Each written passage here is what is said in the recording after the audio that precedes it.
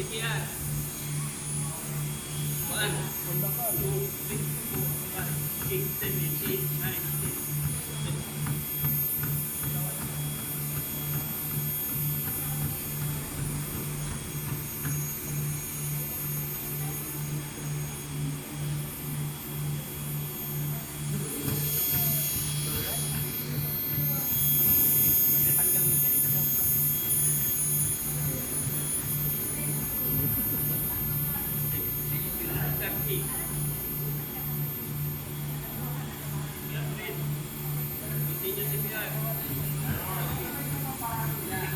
Bilang ano lang yung karagdagang ano lang, kasi na ano ko rin yung nag-training din kami na hindi naman talaga pagka-training.